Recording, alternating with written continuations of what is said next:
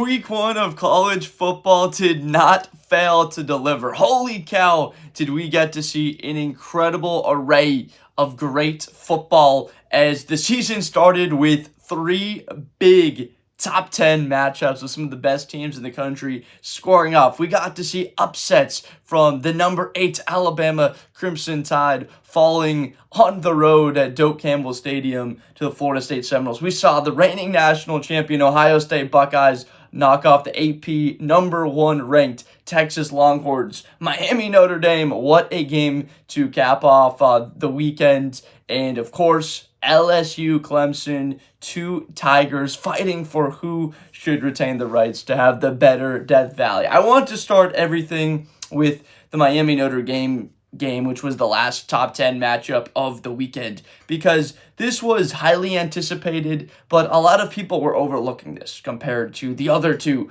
big top 10 matchups. A lot of individuals were saying Notre Dame has had this brand of identity of being one of the most physical teams in the country, that with the new quarterback CJ Carr, with Jeremiyah Love and Price in the backfield, and that defense led by Leonard Moore, they're going to find a way to poke holes in the Miami front 7. They're going to have a couple of explosive plays and then shut them down on defense. Carson Beck's overrated, right? He's not going to play well. Miami's going to have a huge fall off after last year. People could not be more wrong. If you're a Miami fan, if you are a Carson Beck person and you've liked what you have seen at Georgia even after last year with the interceptions, even if you don't like Carson Beck, you have to understand, and you would definitely think that the kid is very talented, just turned the football over a lot too much last year. But you gotta say, Carson Beck has to be the player of the weekend in college football. His performance on Sunday night at home,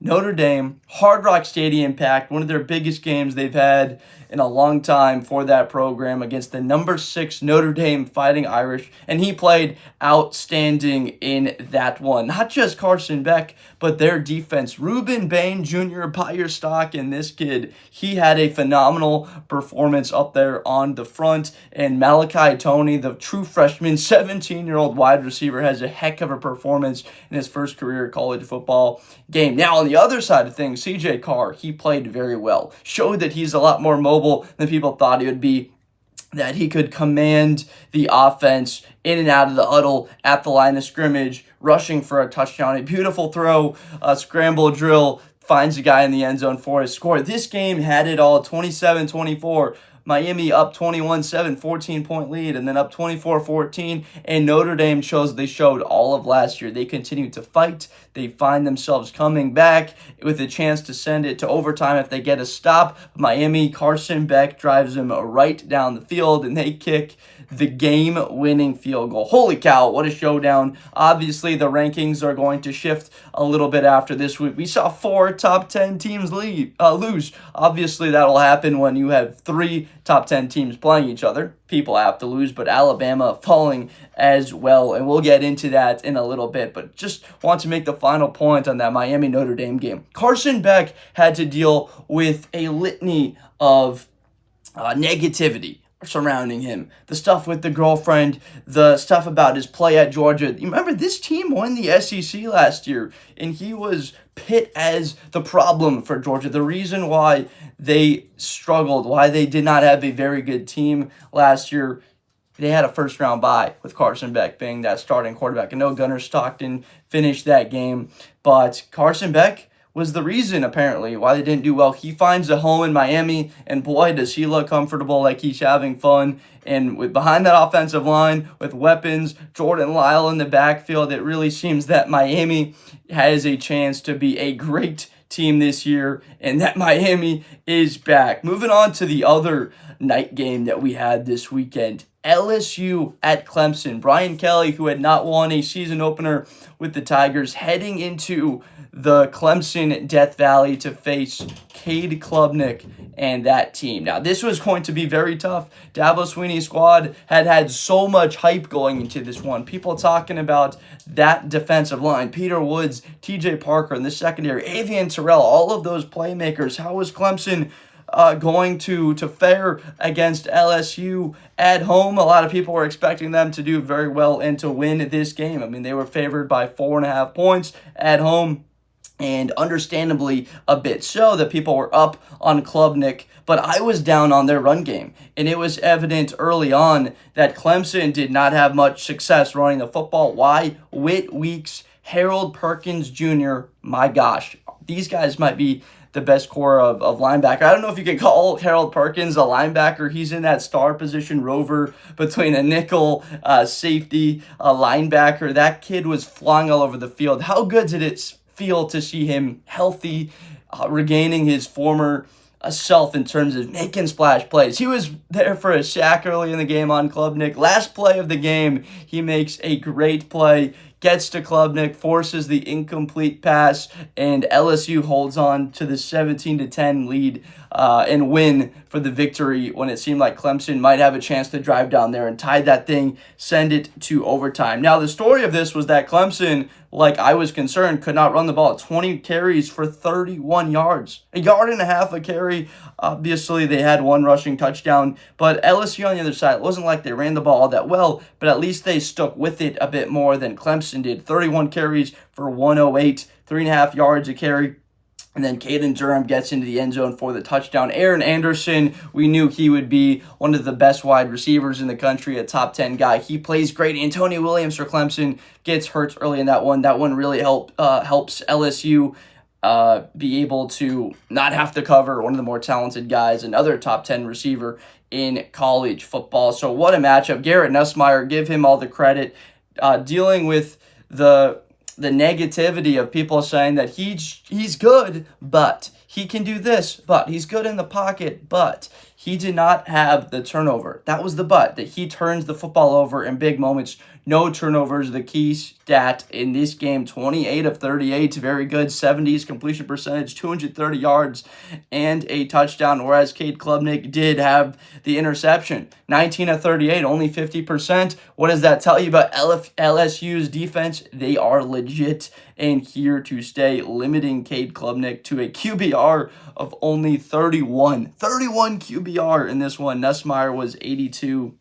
0.7. Klubnik's Heisman stock drops and Nussmeier's stock rises. Buy your Brian Kelly stock as well. Everyone is surging for LSU after we see Alabama go down, after we see Texas go down week 1 in some of these big matchups. Now, speaking of the Alabama Crimson Tide, not a lot of people saw this coming unless you were just a Tommy Castellanos fan, and you were like, this kid is going to come out there and have a ridiculous performance, and that is nothing short of what he did. My gosh, 78 yards rushing, 5 yards a carry, a touchdown on the ground, efficient enough, but it wasn't just Tommy C. It was the rest of that identity. Mike Norvell came into this game saying, we're going to punch Alabama in the mouth. Our new renovated stadium, 49 carries for 230 yards, 4 rushing touchdowns against Alabama. You don't out-physical Alabama, especially not on your Florida State, but that's exactly what Florida State did.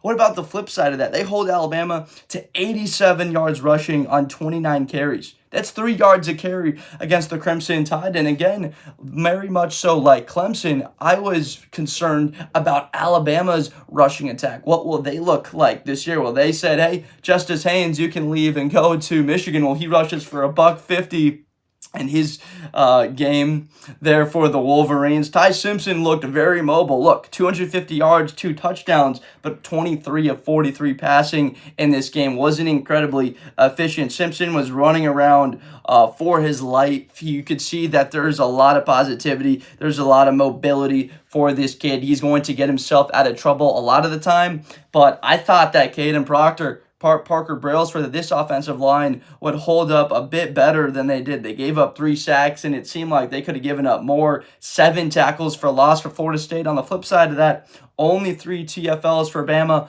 Only one sack on Tommy Castellanos. We talked about LT Overton going into this game. Deontay Lawson, Justin Jefferson in the back end, Domani Jackson. Very little impacts from a lot of these players not having their imprint on this football game. And who is the star? It is Tommy C in the making. I'll speak on Alabama because Jeremy Bernard, and one of the bigger storylines of this is obviously the health of Ryan Williams is the major concern. What's it like for Ryan? I don't think that looked very good. It looked like that head kind of snapped back there. Obviously, they've got two kind of cupcakes on the schedule. The bye, which very much so helps. So he's got 3 weeks and then another week before. They play Georgia on the 27th. So I'd almost take it very slow, very cautious approach with Ryan Williams. Obviously, one of the most talented players in college football. One of our favorite players to root for as a whole when you have a guy that talented and Ryan Williams. But Jeremy Bernard steps up, 146 yards receiving on 8 receptions. He looked great. Like, if he can play at that level and Ryan Williams is back and healthy, do look out for Alabama. But again, are they going to be able to establish the run and play better? But Florida State gets their revenge on Alabama from a couple of seasons ago, getting left out of the college football playoff. 13-0, done everything that they've been asked to do. They win the ACC. Alabama's almost knocked out by Auburn, 4th and 31. Milroe hits his man in the end zone. They beat Georgia.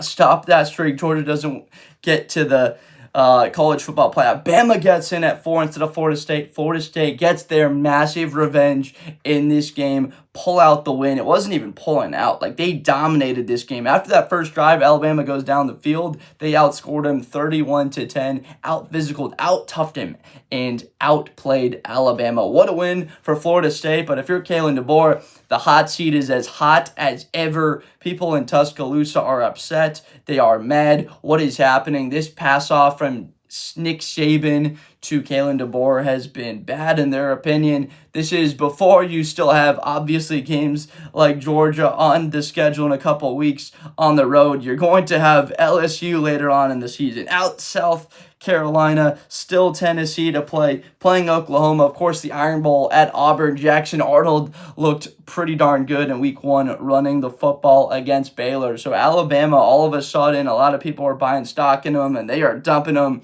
at whatever price that they can after that loss. Speaking of Jackson Arnold and Auburn, let's talk a little bit about that game because it started off slow for him. Didn't look comfortable in the pocket. But what do good players do? What do good coaches do? Hugh Freeze adjusts the game plan. Let's lean on Jackson Arnold's legs against that Baylor front. And boy, do they ever. He goes off, rushes for over 100 yards in that game. Played very well. Auburn's front looked pretty good. Sawyer Robertson, though, has a great game, over 300 yards passing the football, a couple of touchdowns. Sawyer looked very good, a good response to what a lot of people had as far as his expectations, what he would look like. But Jackson Arnold and Auburn, look out for them because Eric Singleton, Cam Coleman didn't really have very good impacts, didn't have great games. And if they can win a game ugly, a little bit so with Arnold playing like that, they get that pass game going. Look out for Auburn in the Southeast Conference.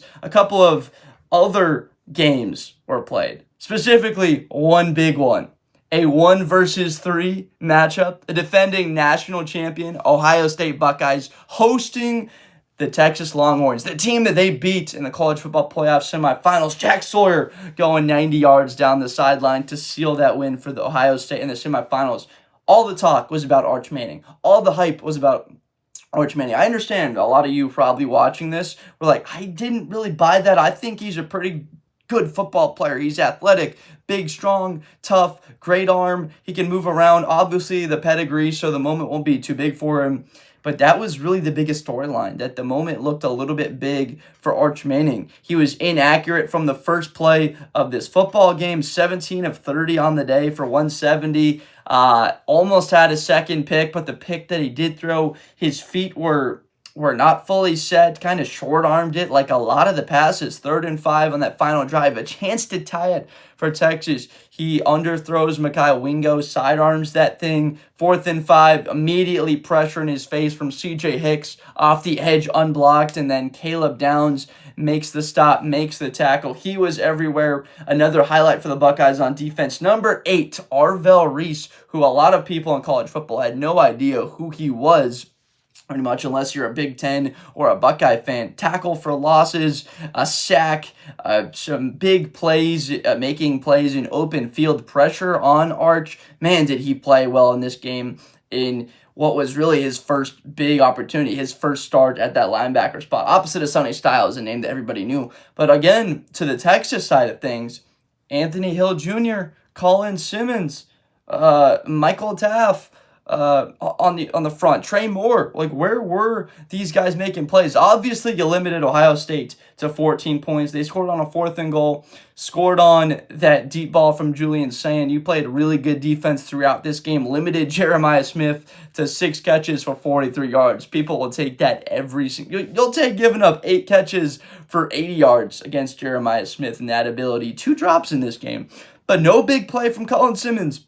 He's Instagram storying, now I get to sack this quarterback. All of that talk doesn't get backed up. They're not able to sack Julian Sayin. Julian Sayin, first career start against the number 1 team, supposedly the number 1 defense. They still could be. Texas could absolutely still win the SEC.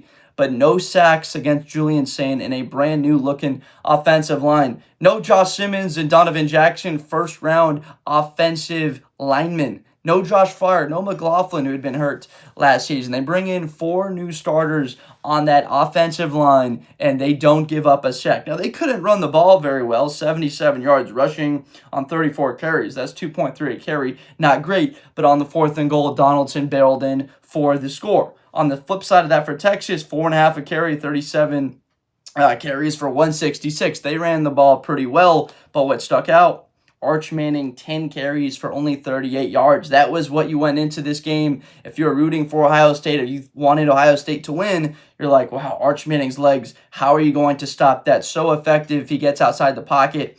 Really only played well at the end of that with a nice seam throw with the touchdown pass to Livingstone. The final drive had a nice, seemingly a hole shot between the safety and the cornerback, beating Devin Sanchez, who was on the field only for a couple of plays. A young 5-star corner, one of the highest recruited players in the country at the cornerback spot last year.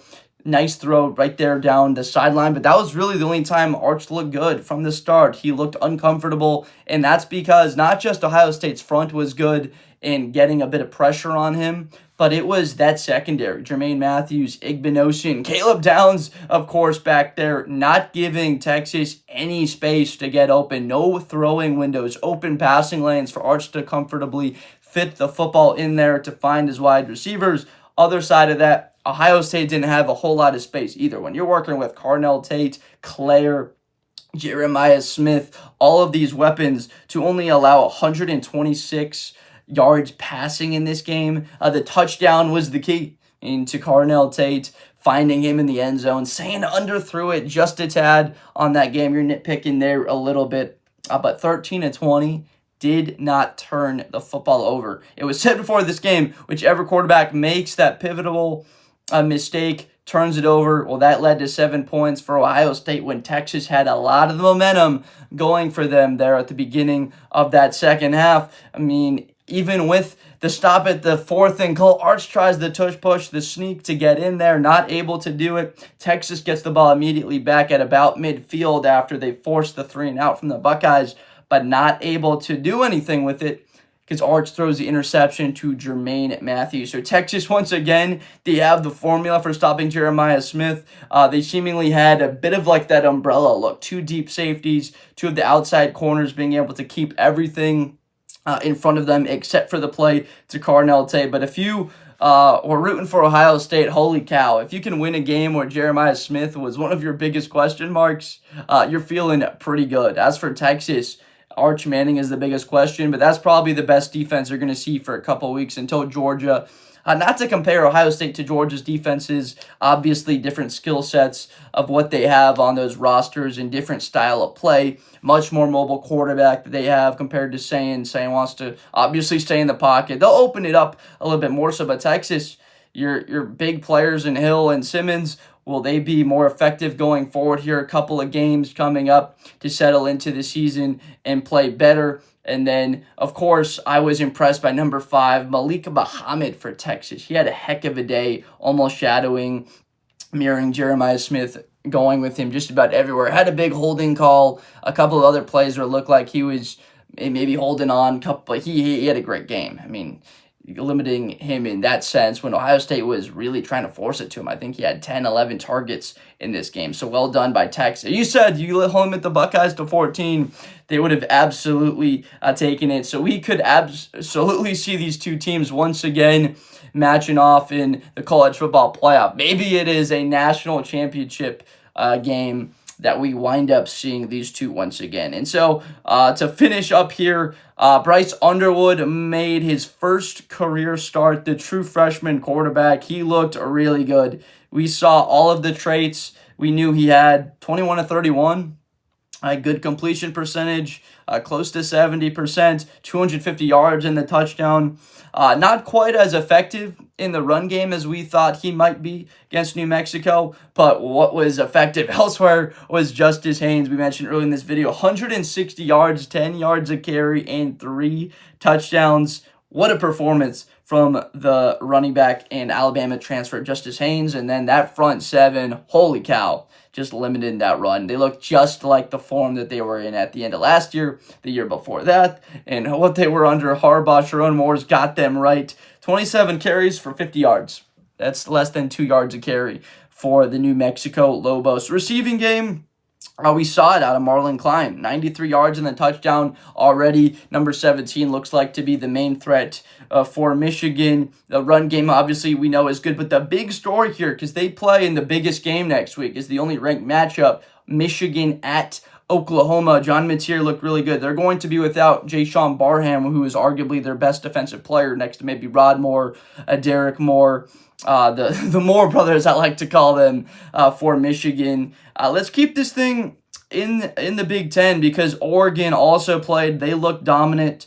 Dante Moore making his first career start for the Ducks, and he looked good, right? 213 yards, 3 touchdowns, 18 to 23. Close to 80% completion percentage, which is what Dylan Gabriel and Bo Nix were close to. He looked great. Noah Winnington, about 7 yards a carry in the touchdown. Ducks rushed the thing, over 6 yards a carry on the day, 253 yards. And Montana State had less than 2 yards a carry in that game. DeCorian Moore, not quite as big a day. Gary Bryant, not quite the days Oregon fans thought they would, but very good days on the defensive side of the football for them. And then their star on the edge, Materio Uiagalelei, 2 sacks. This kid is on his way to being one of the best pass rushers in college football this season. Penn State also had a dominant win. Did not run the football quite as well as you might have expected them to. 135 yards, but only 3.8 a carry.